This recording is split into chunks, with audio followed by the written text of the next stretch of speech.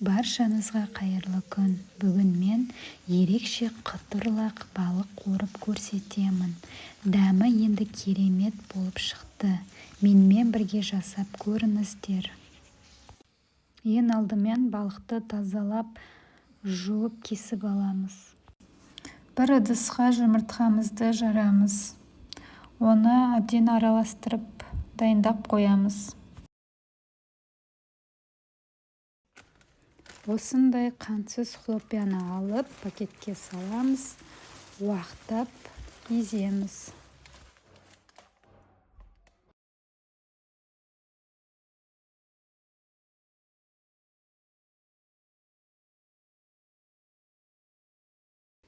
Балықты ең алдымен бірінші жұмыртқаға, содан соң ұнға, қайтадан жұмыртқаға, сосын хлопьяға малып аламыз.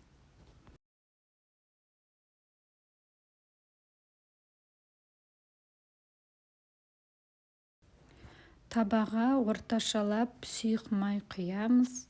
Қызғанын күтіп, балықтарды екі жағын жай отқа қуырып аламыз.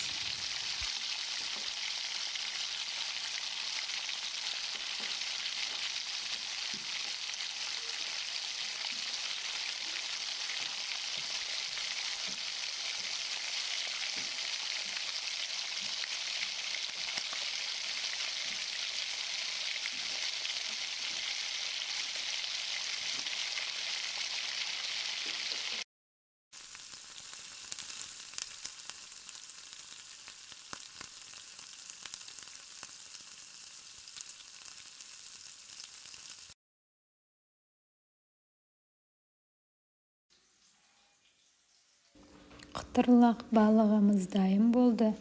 Дәмі сөзбен жеткізу мүмкін емес. Дәмі чекинге келетін сияқты. Міндетті түрде жасап көріңіз.